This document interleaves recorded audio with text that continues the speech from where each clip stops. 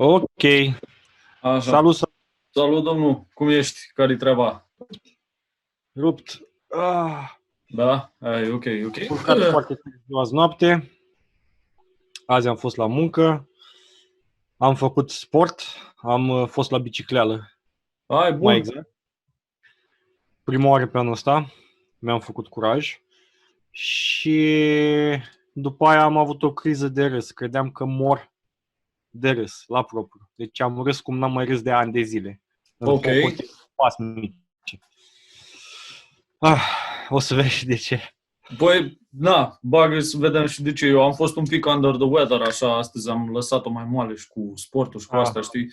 Devin paranoic, așa, la orice semn de tusă, orice semn de căcat, știi? Băi, da, am trecut și eu prin paranoia asta. Oricând strănut un pic sau mă simt ciudat, gata. Că l-am pe dracu în mine. Da. Deci am zile în care, știi, asta e și cea mai nasoală chestie, că e bipolaritatea asta, că ai zile în care zici, bă, căcatul ăsta e o vrăjeală, știi, și ai alte zile când te trezești și zici, fac, o să mor, știi? Da. Ai. După cum vezi, eu am intrat deja în spiritul Paștelui. Foarte bine. Excelent. Iepurașul îi păstă tot. Am văzut că fiica mea deja a vopsit ouă cu nevastă mea, era fericire maxim. E bun. Și am zis să intru și eu în spiritul ăsta al sărbătorilor într-un fel sau altul. Mi se pare foarte ok să faci asta. Ia zi, maestro, ce ai găsit? Ce t-a făcut să râzi? Man, ești pregătit? Nu e o chestie nouă. Ok. Dar e o chestie veche adaptată la un eveniment de actualitate. Ia bagă. Știi, cu ministrul ăsta care a făcut un acord cu Bor, că să vină miliția să aducă lumină, știi? Am mai multe pe tema asta. Am mai multe. Dar prima, și eu îmi voi permite să dau și un share screen, este aceasta și pregătește, sufletește.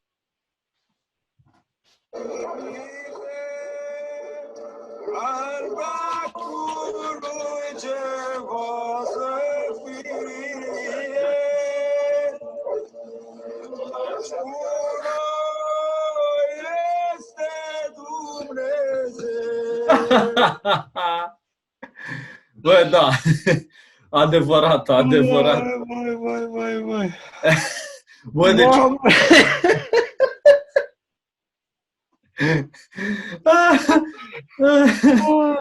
Dar știi că ăsta e luat dintr-un video destul de vechi. Eu râdeam de asta. I-am zis că e o chestie veche adaptată la ceva de actualitate. Adică... Cât e ăla de prin 2012-2013, de alea top, nu știu cât faze cu Gigi de la GSP. Tot GSP a făcut duma asta.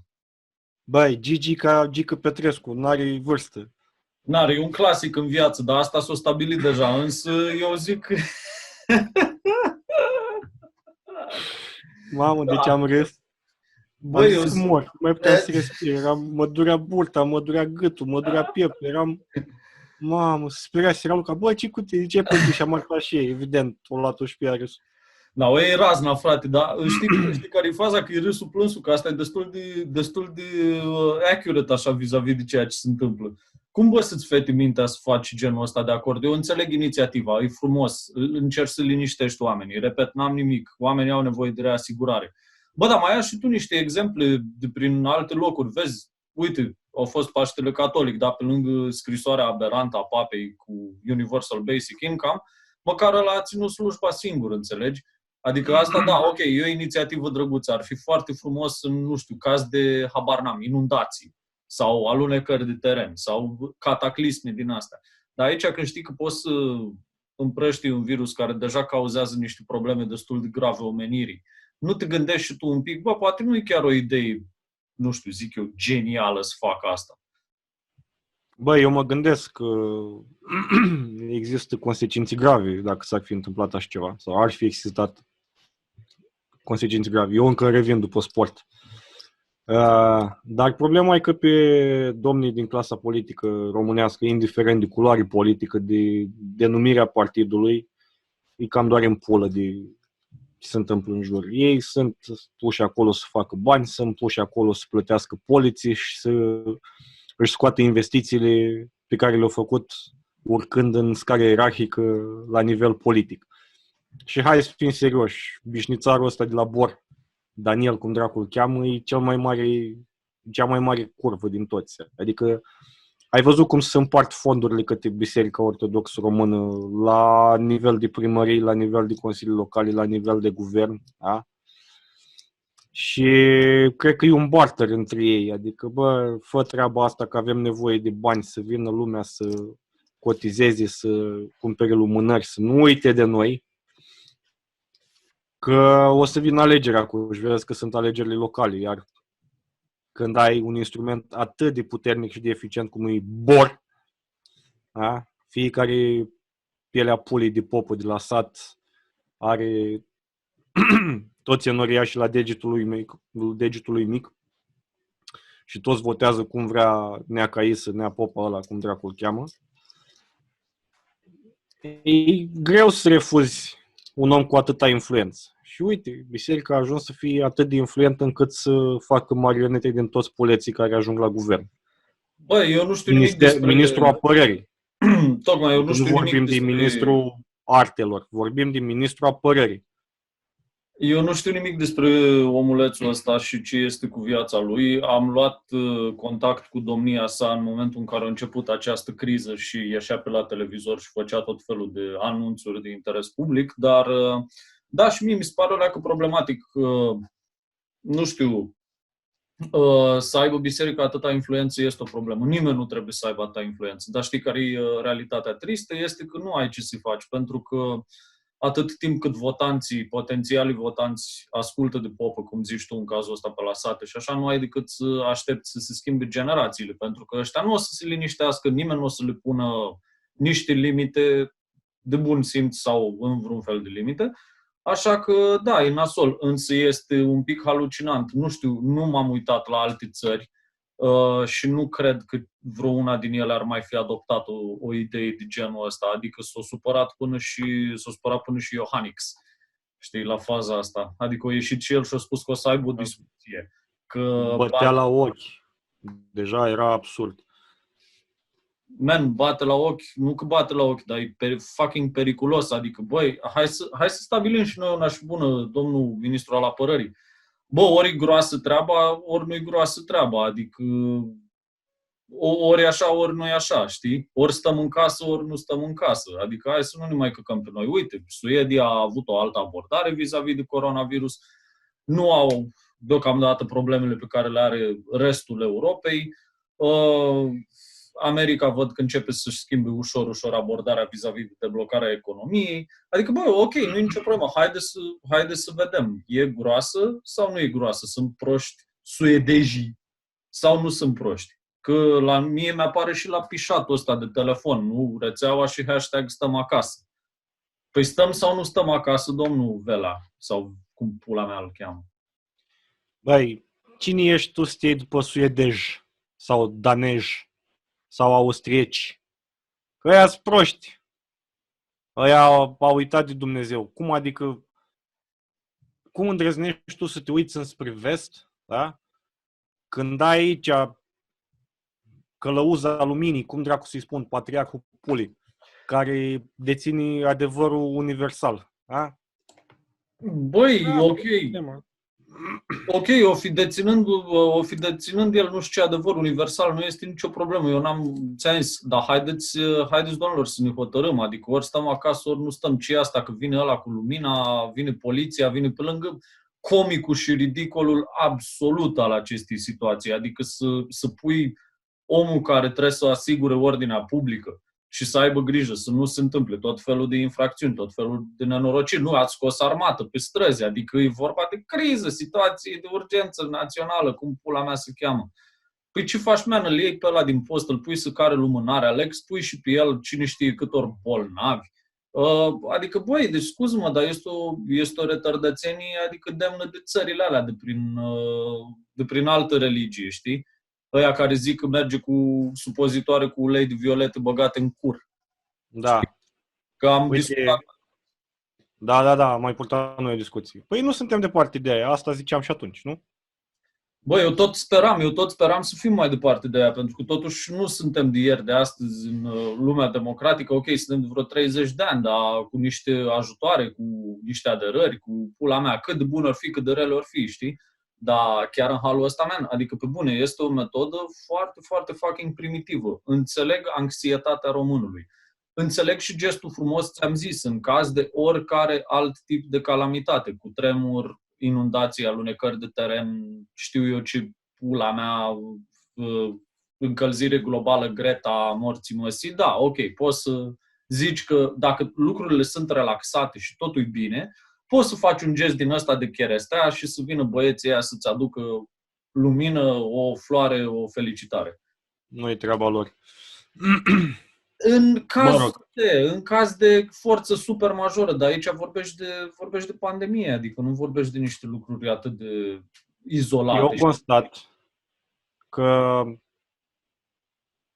în măsură ce evoluăm tehnologic și ar trebui să ne depărtăm cât mai mult de superstiții și de prostii și de tot felul de închipuiri de-astea, prieteni imaginari cărora le place să te privească când te masturbezi, eu văd că mergem în sens invers. Merge ceasul la stânga, acum. Da? Și nu prea înțeleg de ce. Adică înțeleg cum au reușit ei să facă asta în România. Au distrus sistemul de educație, în primul rând. Da? Pentru că un om educat care gândește nu poate fi manipulat și prostit la fel de ușor. Dar am constatat, răsfoind browserul, că ăștia de acum 40, 50, 60 de ani își imaginau că o să fie situații de astea și făceau mișto de ele. În sensul că ar fi ridicol dacă cineva de acum 50 de ani ar vedea, sau din punctul lui de vedere, dacă ar vedea cineva acum 50 de ani ce se întâmplă acum în România, ar râde și cu curul de noi. Apropo de faza cu biserica.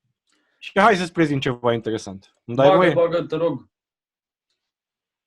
Bine, bagă o ureche aici, să-ți prezint ceva interesant.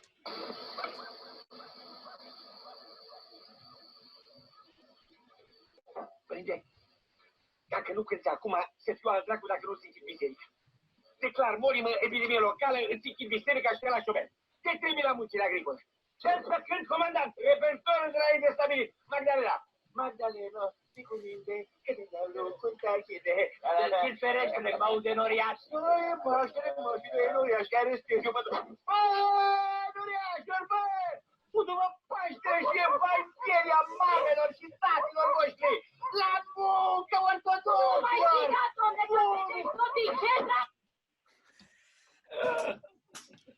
Ce poate fi mai frumos decât atât? Boss, nimic. Nu mă repet.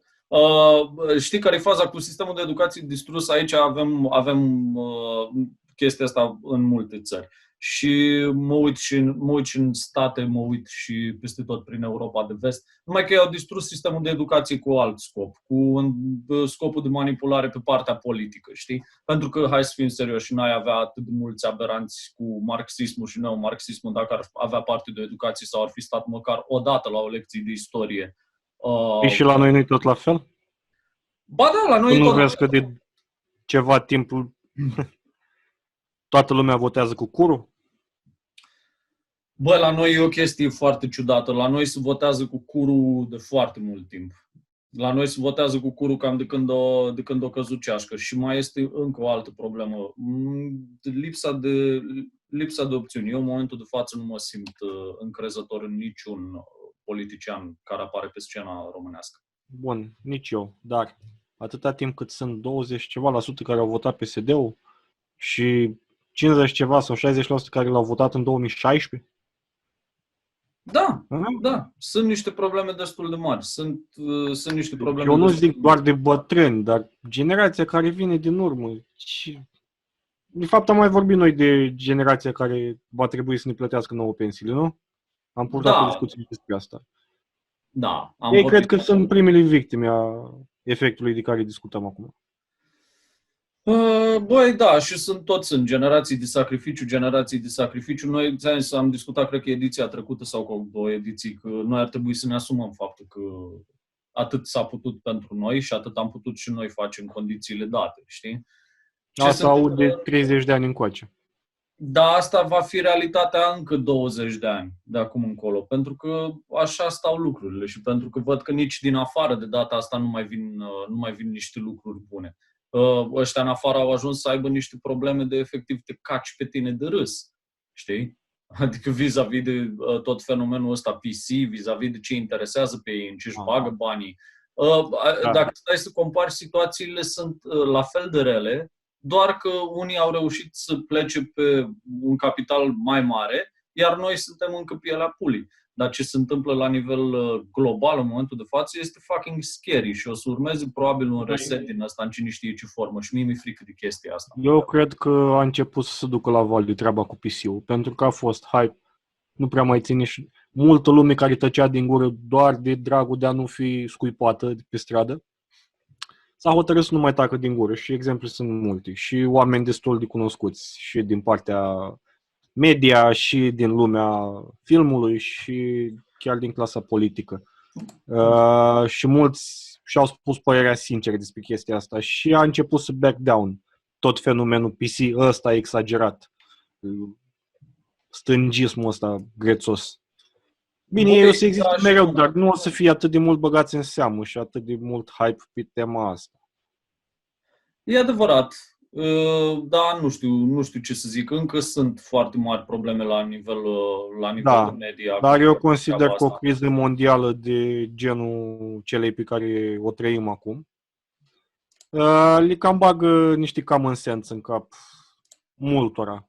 Ai crede, hai să așa? Nu vorbim de 200 de genders, da? Sau poate hai să ne gândim că există alte priorități în momentul de față decât să facem gender studies. Da, gender studies, da. Gender studies. Adică un degree mai a început foarte multă lume să call bullshit on that. Bă, sper, pentru că știi ce a făcut fenomenul ăsta timp de puțini ani în care a avut ceva tracțiune, a distrus complet artele, comedia, filmul în special, tot ce înseamnă seriale, adică să-mi bag pula, dacă pot să mă mai uit la o treabă pe Netflix care are un scenariu mișto, mă uitam recent la You, mi se pare drăguț serialul, îți un pic colecționarul, așa, variantă mai modernă, dar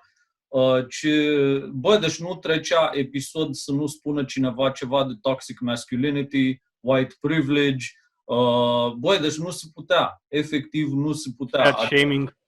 Fat shaming, adică dă-ți seama că ai un criminal în serie și un sociopat, dar care era foarte, foarte conștient de privilegiul omului alb și încerca să nu ofenseze pe nimeni, să nu pară rasist sau misogin. Asta e foarte credibil, nu? Băi, eu abia aștept următorul film de Guy Ritchie, că am înțeles că s-a apucat de ceva prin iarnă. Da. Deci dacă nu îl vedem... Partea cea mai bună e că din ce am auzit nu se filmează în America, se filmează în Ireland. Oh, bun, foarte bine. Dar las că și Ireland ține de Airstrip One și ei au niște mari probleme. Da, dar este un film regizat de Guy Ritchie, adică... Adevărat, pe Guy Ritchie să fie ceva frumos. Da. Snatch este filmul pe care l-am văzut de cele mai multe ori. Cred că l-am văzut de peste 20 de ori. Nu cred că am ajuns la recordul tău, dar am văzut Snatch de vreo 10-15 ori lejer și l-aș mai vedea de încă 10-15 ori. Exact. Este o capodoperă cinematografiei europene. Don't use idiots for the job. Bă, ai că am găsit una destul de tare. Nu-i nouă nici asta, dar având în vedere că... That's what she said. Da, that's what she said. Având în vedere că noi oricum postăm înregistrarea la măcar o zi sau ceva după ce s-a tras. Bă, tu ai auzit de avocatul ăla din Texas, evident, care a dat în judecată statul chinez pentru 20 de trilioane de dolari legat de faza cu pandemia? Nu? Păi hai că zici Petric. Deci ăla e redneck 100%, cred că ăla e Joe Exotic 2.0. E groaznic, frate, ăsta e un fel de Ted Nugent al avocaților, ia uite. Conservative lawyer sues Chinese government over coronavirus outbreak. Da? Da. Ia uite. Class action lawsuit pentru pandemie. Da. Dacă zice undeva... Da, ia uite. cel puțin 20 de trilioane de dolari de la guvernul chinez. Și chinezii ce-o zis? Gata, șeful. Băi, nu se știe că încă adică ăsta e un caz care se desfășoară, adică nu s-a... Dar știi că va fi judecat în China.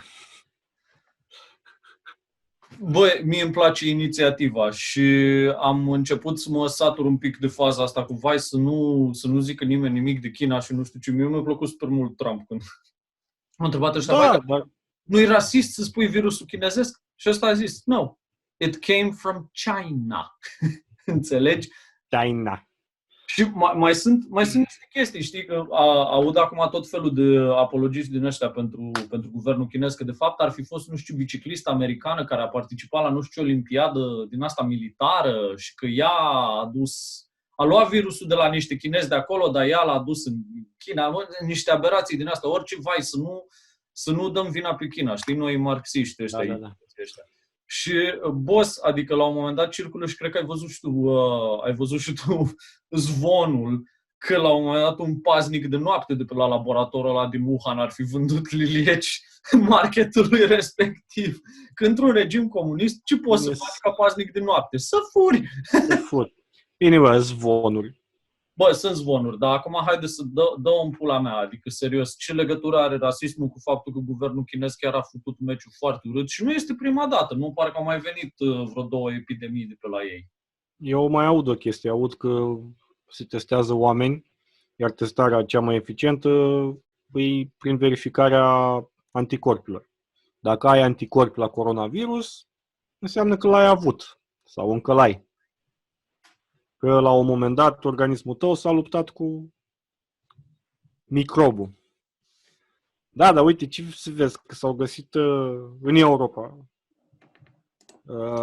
persoane care au anticorpi care par să fie mai vechi de 2 ani. Da, pentru că nu ai de unde să știi exact când a pornit virusul ăsta prin Europa, nu? Mai ales având în vedere open borders și toate chestiile astea. Oamenii circulă. N-ai de unde să știi când a apărut. Dacă ăsta e un virus care exista în speciile alea de lilieci care sunt la vreo 900 și ceva de kilometri de Wuhan, pentru că știi că practic cam pe acolo ar fi habitatul. Da.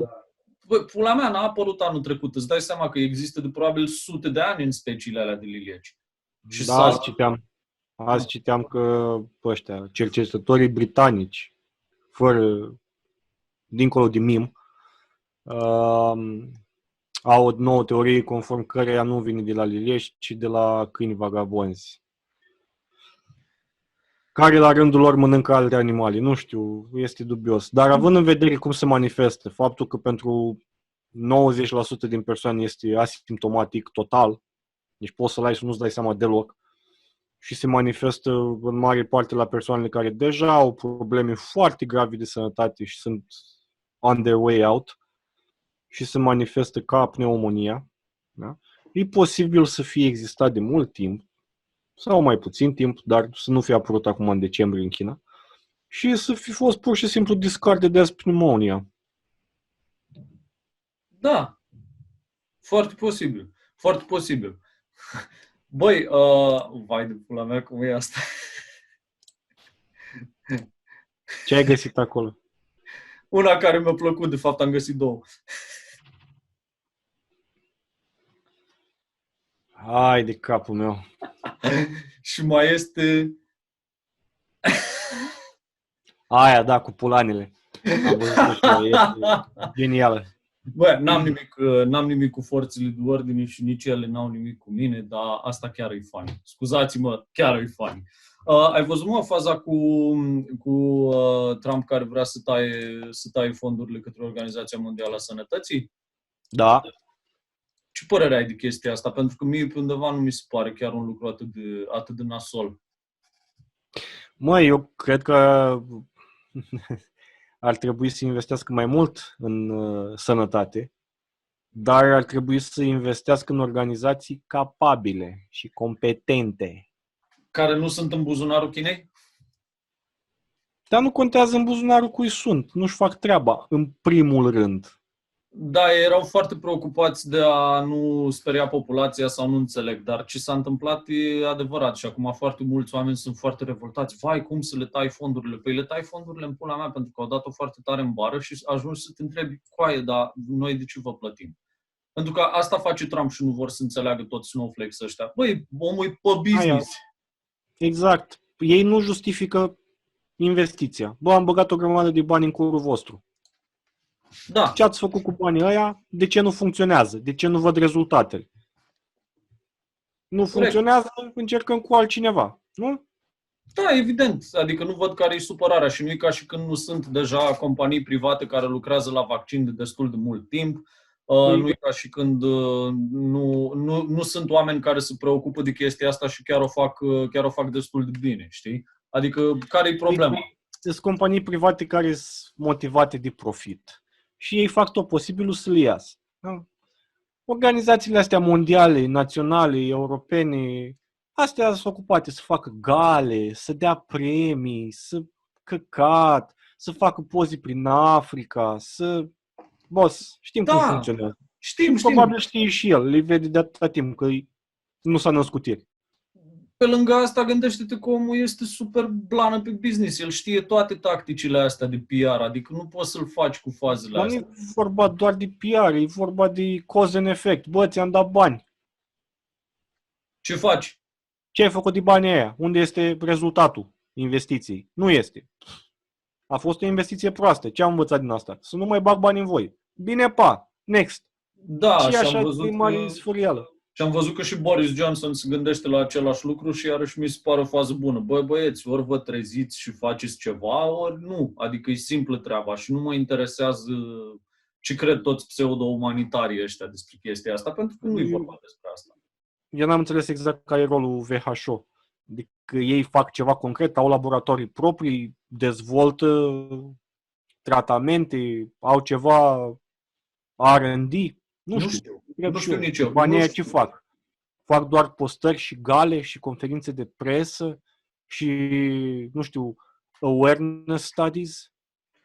Da, adică studiile de awareness, haideți să fim serioși, le poți lăsa în spatele unor ONG-uri chiar micuțe și se vor descurca la fel de bine. Nu cred că e nevoie de finanțări de milioane de dolari. Mă scuz că te întreb, dar de vreo 5-6 ani încoace, am înțeles eu de când a venit noua conducere la WHO, deja a apărut pandemie de psihoză pe Facebook și o grămadă de cazuri de copii bolnavi, chiar morți, datorită unor părinți care nu vor să-i vaccineze, pentru că au văzut ei pe net că vaccinul este dăunător. Da? Da, ce adevărat. face WHO pentru treaba asta? Nimic. Dacă tot vorbim de awareness. Ce face WHO în guverne, în Parlamentul American, în Parlamentul European, cu obligativitate la vaccin? Vezi că ăștia care, țările unde s-a făcut vaccinul, vorbeam noi acum câteva ediții, nu mai știu cum se cheamă, BM, CB, nu mai știu pentru ce, au o imunitate mult mai ridicată la coronavirus. Pentru că era obligatoriu și toată lumea făcea și la noi venea la școală, țac, toac, pantalonul jos sau în număr, nu comentai. Ăla pentru TBC, da, ăla pentru TBC pentru era. TBC. Sau poate vrem să ne întoarcem toți, să avem din nou poliomelită. Hai, de ce nu? Că vaccinurile sunt rele. Sunt dăunătoare. Băi, da, nu știu, stau și mă gândesc. Bine, noi vorbim ca doi idioți pe Facebook în necunoștință de cauză, adică nu neavând vreo diplomă medicală, niciunul dintre noi. Dar băieții ăștia care sunt la organizații internaționale care trebuie să se ocupe de așa ceva și au o grămadă de bani ca să se ocupe de așa ceva, ar trebui să fie mult mai implicați la nivel politic și legislativ. Dar nu știu dacă poți, eu nu știu pe ce structură funcționează organizația respectivă, nu știu cât de multă putere au în sensul ăsta și atunci este doar un aparat de lobby foarte bine finanțat și mie mi se pare... Legile se fac prin lobby de cele mai multe ori, asta e treaba lor. Ok, o fi, însă declarațiile inițiale pe care le-au dat vis-a-vis de virusul ăsta s-au bazat un pic prea mult pe bunăvoința Chinei de a recunoaște adevărul. Ori știm cu toții că aici China a ascuns căcatul sub preș mult timp. Din nou, altă greșeală a lor. Una din multele. Tocmai. Caz în Plus care... că Na. în ianuarie ziceau la toată lumea, stați liniștiți, nu se transmite la om. Sau nu se transmite de la om la om. Ții minte, nu? Da, normal. Pentru că asta a venit imediat după ce Trump a vrut să închidă cursele, să oprească cursele din China. Și au venit ei, nu, chill, că nu se transmite de la om la om, stați liniștiți. Și toți au sărit în cap lui Trump. Nu ca și eu un simpatizant a niciunei dintre ei, dar analizez situația așa de la distanță. Și mi se pare dubios maxim. Da, este. Bă, ai văzut apropo de vaccin și de asta ai văzut duma cu Bill Gates și cu vaccinul? Coronavirus? Ce Care, păi nu știi că omul aparent e destul de implicat în găsirea unui vaccin și propusese o soluție prin care, odată ce va fi făcut, oamenii să aibă la ei un certificat care să ateste faptul că au făcut acest vaccin. Și după aia să poată circula absolut liberi. Știi? Ceea ce pe mulți îi deranjează nu din cauza vaccinului în sine, pentru că și eu aș vrea, dacă ar exista vaccinul ăsta, eu cred că m-aș așeza la coadă ca pe vremea lui Nea Nicu la carne și lapte să-l fac. Cine n-ar face asta? Ai fi surprins, dar trecând peste, în schimb... Selecție naturală. Da, e ok. Mai că se pun niște probleme aici vis-a-vis de faza asta cu certificatul și bineînțeles știi că au generat un întreg val de paranoia, că vor să ne microcipeze pe toți, să ne țină sub... Boss, hai să-ți spun la 5G a apărut coronavirusul, bă. Bă, băieți cu conspirații. Era un pop-up pe Facebook care urla... Și bă, dar tu n-ai văzut că a fost... Nu mai știu, văzusem la Paul Joseph Watson, la Summit News, o dumă din asta, că sunt unii care au dat foc pe la niște stâlpi din ăștia de telecomunicații, că vezi, Doamne, de la 5G. Știi? Adică, și o chestie, asta era pe undeva prin alte țări, nu prin România. La noi n-au coaiele să dea foc la stâlpi, știi? Doar să plâng pe internet, ceea ce pe undeva e bine. Te scutești de anarhie. În schimb, bă, ăștia cu microcipatul și cu asta, haideți să vă zic părerea mea despre treaba asta. Bă, atât timp cât fiecare, cel puțin 2 device-uri din casa ta, au 2 camere video, ai 2 telefoane, unul de muncă, unul de numărul personal, da? Ai laptop cu webcam, ai tabletă, Smart TV. Tu chiar crezi că dacă vor ăștia să te monitorizeze, nu reușesc să o facă prin chestiile astea sau printr-o tehnologie de care tu nici măcar să nu știi? De ce căcat ar avea nevoie de un microchip? Adică, haideți să fim serioși. Care-i faza? Ok, generează niște discuții online destul de interesante. Dar cred că suntem destul de departe de noțiunea aia de a avea un chip și a avea un profil personal undeva. Oricum ai un profil personal undeva. Ai mai mult. Ai peste tot. Și l-ai public și pe Facebook, ca să te vadă lumea, și pe Instagram, ca să te vadă lumea, nu? Da. Așa că, de ce să te ascunzi? Mai aud tâmpiți din ăștia care se tem de faza asta cu recunoașterea facială. Bobiță, ai poză de profil la Facebook? Adică... Da, mă rog, nu trebuie să spui neapărat poza ta. Dar ai poză de buletin, care rămâne oricum acolo. Da, man, adică dacă este să creezi... Permis de conducere, la permisul de pescuit, oriunde dai poză. Da. Poza aia se scanează, se prelucrează și nu-ți fac probleme. Nu au ei nevoie să-ți bagi ceva sub piele ca să, dacă au nevoie, vreodată să te controleze și să le fie mai ușor. Da, plus că e o metodă destul de primitivă asta cu sub piele, știi? Se pot întâmpla multe chestii, nu? Să poți lovi. S-au uitat 2 debili și la niște filme de prin anii 80 și acum... Na. Băi, acum știi care e faza, că toate lucrurile de genul ăsta îngreunează puțin atmosfera. Pentru că e de căcat să crezi asta. Man, ok, să faci un vaccin pentru un virus care e destul de periculos. Lasă-o așa. Că dacă erau să te microcipeze, te microcipau la alte 10 vaccinuri pe care le-ai făcut până acum. Nu? Sau la câte injecții ai făcut? Sau la, nu știu, ce futui morții măsii, frate. Cum să ai în 2020 impresia asta? Dar, din nou, vorbim despre o țară care se gândea să pună forțele de ordine să aducă lumină oamenilor de Paște. Da. Uite, eu aș prefera să nu mai vorbim despre chestia asta, nu pentru că mă enervează sau ceva, dar aș prefera să nu facem asta din simplu motiv că targetul nostru nu sunt persoanele care sunt anti-vaxxeri și de ăștia cu teoriile conspirației, cu cipari, pe oricum nu-i vei convinge cu argumente logici, da? Rațional. Absolut. Pe ai convingi dacă faci o postare senzațională pe Facebook și se uită și o găsești întâmplător că ți stă pe budă și să cacă, știi?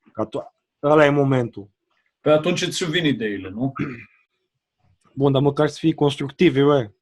Sau să nu fii self-harming, adică, na. Hai să trecem mai departe, că apropo de batshit crazy, fac un loop aici. Da. Nu loop, cum se cheamă. Facem o trecere. Segway. Ia, să-ți arăt ceva frumos, că se întâmplă și la noi. Te rog frumos. Scientologia a prins doar la Odorheiul secuiesc. Nu prea este interesată lumea. Asta e Caterinca? Da. Sau ziare.com. Stai. Deși populară și la modă în lume și la Hollywood, îmi place cum separă Hollywood-ul de lume. Foarte bine. Scientologia nu a prins deloc în România. În țara noastră sunt doar 70 de scientologi, iar toți sunt maghiari din Odorheiul secuiesc. Doar unul din ei vorbește limba română.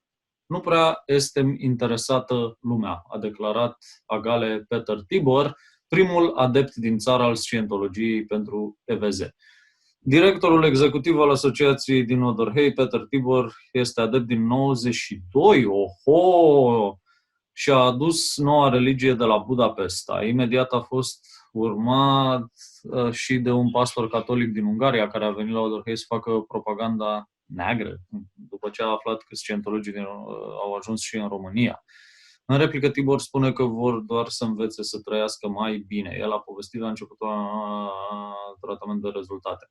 Această carte a lui Hubbard mi-a arătat că 70% dintre bolile pe care le avem sunt mentale, așa că am hotărât să o trimit pe Erica la Budapesta, unde se afla cea mai apropiată biserică scientologică, pentru a primi 12 ore de terapie, s-a întors vindecată, iar de atunci n-am mai avut nicio problemă, a spus Tibor. Bă, să-ți dea Dumnezeu sănătate, nu știu. Dumnezeul lor. Băi, știi de ce cred că nu prea au prins scientologia pe la noi? Ăștia nu erau cu bani mulți. Săraci. Păi da, tocmai. Ăștia erau cu bani mulți, adică cine era marele lor? Tom Cruise era celebru pentru da, și mai este ăsta din, cum îl cheamă? Habă când scapă acum. Cred că pot să găsesc o listă de actori sau... Mă rog, era și un mim, știi? Eu prefer totuși Scientologia decât ortodoxia sau catolicismul. Băi, da. Știi care e motoul lor, nu? We're batshit crazy, but at least we're not fucking your children. Da, pentru că... Un argument foarte valabil. Da, mai e pe aici John Travolta din câte... John Travolta, da. Așa, da. Jason Lee. Bă, știi care e problema? Treaba lor. Vorba, they're not fucking your children, știi? Ceea ce e mai mult decât putem spune despre foarte mult. Bat la ușă să, știi? Ca martorii lui Jehova. Da, Doamne, e ca popa de ajun. E oribil, frate. Băi, asta e o religie pentru niște oameni cu bani și eu cred că e mai mult o chestie socială din asta. Știi cum sunt acum pseudomasonii ăștia care efectiv au niște timp liber și niște bani și aderă la câte o lojă din asta și își mai pun ceva, e un blazon din ăla dubios ceva pe acolo ca să se simtă și ei cineva. N-am absolut nicio problemă nici cu ăștia, cum n-am nicio problemă nici cu ortodoxii, atât timp cât menținem niște normalitate la cap. Știi ce spun? Adică dacă nu practicăm chestiunea asta la modul primitiv și nu privim oamenii care o critică cu ură și considerăm că trebuie omorâți sau arși pe rug, go ahead and do it. Asta e una din marile probleme pe care le am cu islamul. Sincer, aceeași chestiune. Niște oameni care cred că, unii dintre ei cred că sunt îndreptățiți să te omoare pentru că nu ești adeptul religiei lor. Aici, de fapt, infidel, da. Și aici, de fapt, intervine problema mea cu orice religie care se poartă așa. Că așa, din punctul ăsta de vedere, eu pot să spun că, nu știu, sunt, nu știu, un adept al cultului ursului de peșteră. Probabil a existat și asta odată. Păi nu, că n-am dat citatul ăsta fix de-am pulea. Cred că ai tot pe la coliboaia prin peșteră, niște picturi rupestre, care denotă faptul că ăștia aveau un cult religios, cât de cât am văzut-o pe asta. Ai văzut-o, nu? Cât de bună e. Cred că mergea și Iliescu. Deși Iliescu cred că e viitorul. Încă e. Iliescu încă e tânăr, bă. Da, aia. Iliescu încă e tânăr. Nu vă mai luați de el că e tânăr, lăsați-l în pace. Cum vă să vină neamicul? Genial, fucking genial. Și pentru că vorbeam la începutul episodului de decretul ăsta, de înțelegerea asta ca în piață între ministrul apărării și mai marele Bor, Așa. au făcut băieții și o reprezentare video a cum vor împărți lumina reprezentanții mei. Vorbești serios? Da? Vrei să vezi? Da, normal că vreau să văd. Bine, poftim.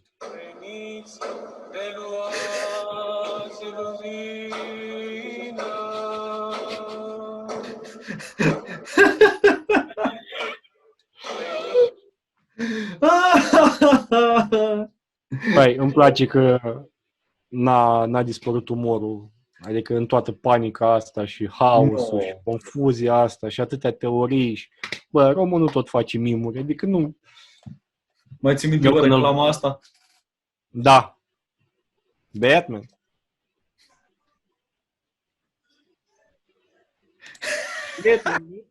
Bă, asta e nemuritoare, frate. Deci e nemuritoare. Asta e 15 ani, mă.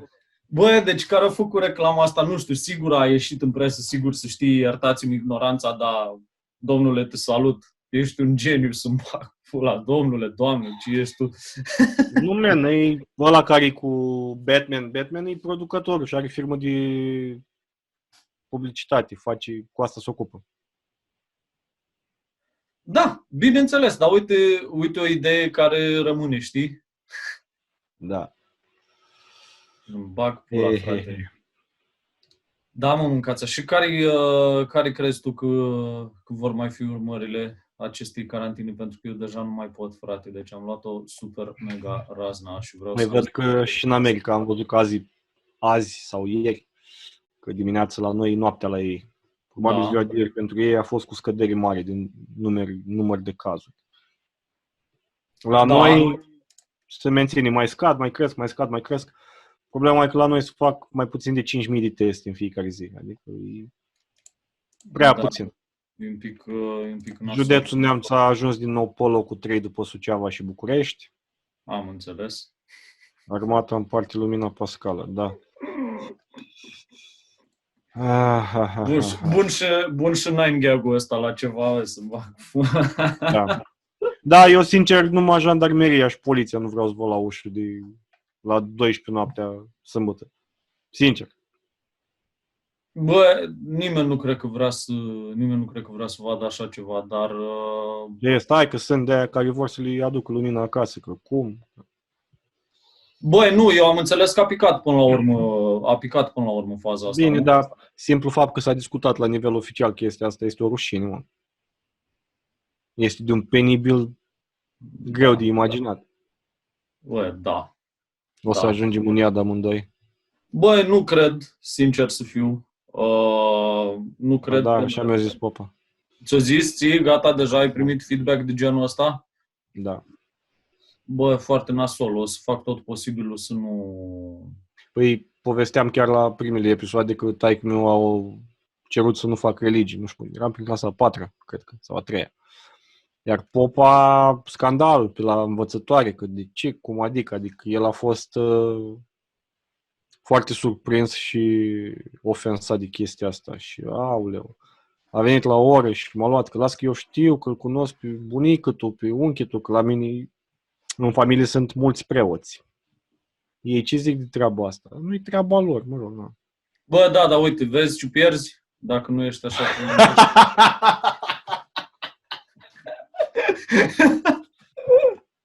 Ah.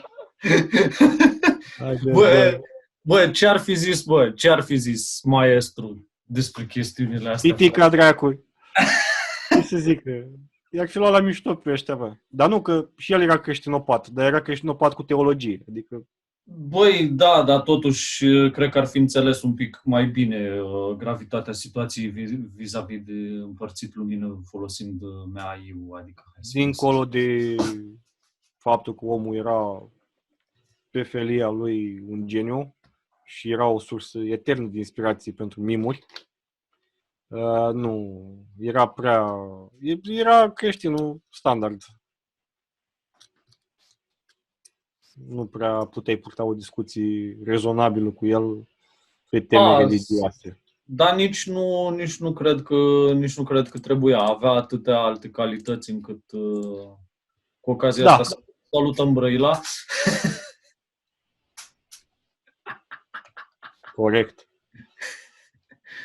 Da, voi, bossule. Deci nu, cam aici stăm cam nasol la capitolul ăsta. N-am mai văzut încă un episod din Tiger King, din păcate, deși cred că asta vreau să fac în urmă. Mai uite, am și There's a Silver Lining, sau, mă rog, am observat și eu niște improvements. Am ieșit cu bicicleta, știți, am făcut multe turi de oraș. Dacă ești din Piatra, e simplu. 80% din oraș e în centru.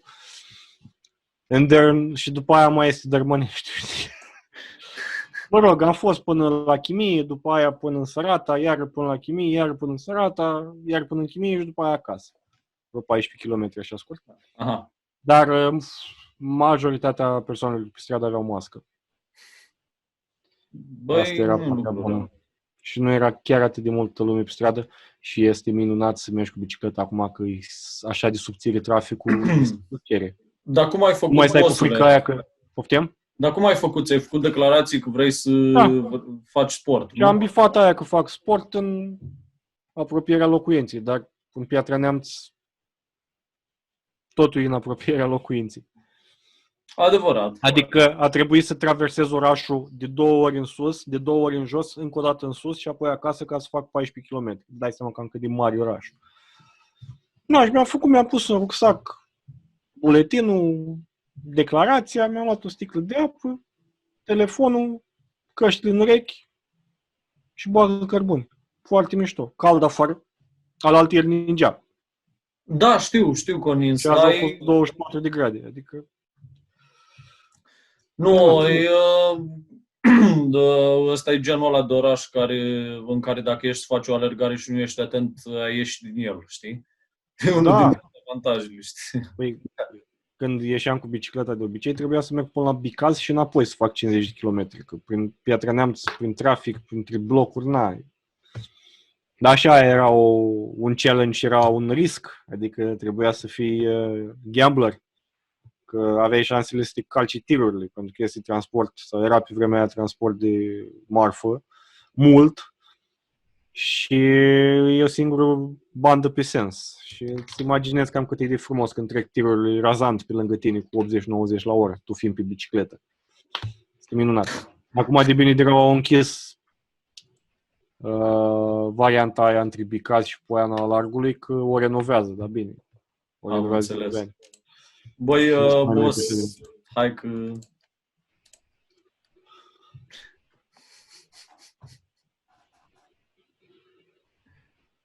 Casnic. Da. Man, asta este, se mai întâmplă. Use some lube. Bă, nu înțeleg de ce se plânge toată lumea că, bă, luați toată hârtia igienică, dar un săpun și un tub de deodorant n-ați luat din magazine. Uite. Dar nu e primul caz, dar știi că eu găsit pe aia cu borcane. Tot așa se mai merg la urgență. Era un videoclip care era pe YouTube, dar iarăși destul de vechi. Ăla cu 101 sau 110 accidente sexuale dubioase. Nu, și era One Man, One Jar. Nu ăla, mă. La care? Nu ăla, nu. Era un video trecut în revistă vreo 100 sau ceva de genul ăsta de embarrassing sexual accidents. Wow. Și la un moment dat erau niște băieți cu ceva ciment turnat în curs sau o chestie de genul ăsta. Adică vorbesc foarte serios. Era videoclipul ăsta pe YouTube. Ar trebui să-l mai căutăm să vedem dacă mai există.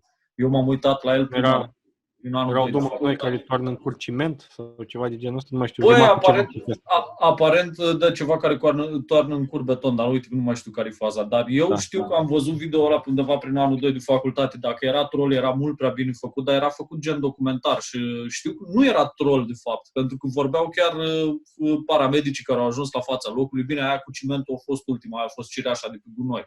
Dar au fost mai multe din astea, știi? A fost unul care și-a încălzit un pepene galben la microunde ca să, știi tu. Și nu mai calculat faptul că microundele au încălzit chestia aia la miez, avea o temperatură de peste 100 de grade, știi? Am dat un search acum pe Google și am găsit multe chestii pe care mi le amintesc din copilărie și începem cu ofticosul roade osul, Așa. Marcu care trage în cur cu arcul, Așa. Anton care îți toarnă în cur beton.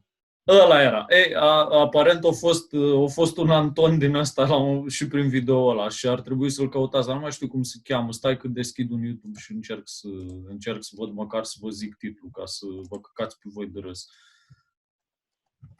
Stai așa să...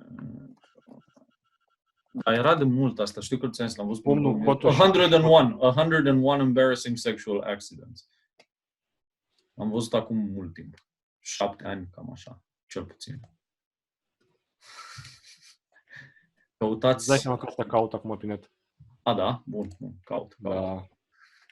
Este... Am și găsit. Ți-am zis că există, nu fac fake news aici. Și chiar pe YouTube. Da, și început să... Are 50 de minute, 47 de minute chiar. Da. Da. Ce să zic? Poate fi interesant. Bă, poate sigur este interesant. Sigur este interesant. Deci eu zic că suntem bine, știi? Atât timp cât încă maxim. Da. Atât timp cât încă mai stăm în carantină, mai încercăm să dăm niște recomandări. Că... Băi, lista mea de recomandări, uite, o să fac când editez. O să o pun în description cu filmele pe care ți le-am recomandat și ție. Bine, Joe Exotic e hype acum, nu? Da. Dar Filantropica Furia și mai era un film. Nu mai știu care. Stai că l-am notat pe aici. Mi-ai zis și mi l-am notat și eu. Furia, amintiri din epoca de aur. Aia e. Amintiri din epoca de aur. Pe ăla încerc să-l găsesc. Filantropica. Da, iepurașul. Băi, să-mi bag pula cât de tare ar fi să vezi un camion din asta cu aia. Foarte tare. Da, deci aprob așa ceva.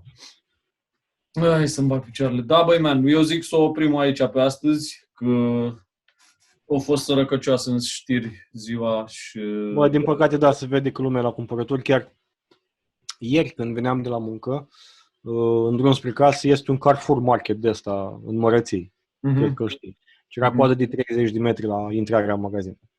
Vorbești serios? Pă bune. Și trebuie să fac și eu niște cumpărături de Paște. Dar nu de Paște, ci pur și simplu că sunt 4 zile libere. Și nu prea o să ies din casă și am nevoie să mă aprovizionez. Plus că trebuie să le duc și părinților una alta. Că ei nu ies la market. Va fi distracție. Dar îmi pun speranța în magazinele de cartier, că astea sunt mai legere, dar nu sunt așa de bine aprovizionate. Deși strict necesar, cred că îl găsești. Să mă sun după că îți dau un pont, că unul care e ok aprovizionat. Am și eu vreo 2 pe aici lângă mine, am și o carmangerie.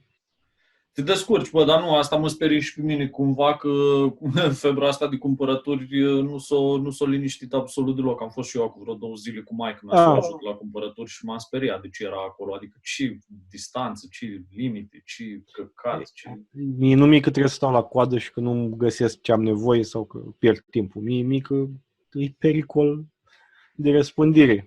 Da, și băieții n-au nicio treabă. Care are mască, care n-are, adică totul e așa o degringoladă din asta, e doar în pulă. Foarte multe la rând, erau foarte, foarte multe. De fapt, marea majoritate erau persoane în vârstă. Bă, și doar au orele lor în care pot să iasă, mă. Adevărat, când au și prioritate la magazine. Dar nu s-ar duce, nu, tot seara se duc. Bă, asta e Sau dimineața la prima oră la piață. Da, sau așa, da. Bă, nu știu ce să zic, de asta se va răspunde. Dacă n-ai cui să-i explici lucrurile astea și ei nu înțeleg și spun că o să-i apere Dumnezeu și spun, bă, să vă apere, n-am nicio problemă, dar faceți și voi ceva ok, mă, și mai aveți grijă, nu știu, părerea mea cel puțin, știi? Eu mă bucur că am reușit să-mi conving părinții de riscurile astea, mai ales că, știi tu care e situația acolo. Și au înțeles și stau acasă și mă duc o dată pe săptămână și le duc un portbagaj de alimente și toate sunt bune și frumoase. Să plictisesc, dar au curte, au grădină mare, acum mai primăvară, mai pun o roșie, mai plivesc ceva, mai pune taică un copac, mai tund de iarbă, mai... Tot să găsești ceva de făcut. Nu e ca și că stau într-un apartament toată ziua și să uit la Antena 3. Aia ar fi grav.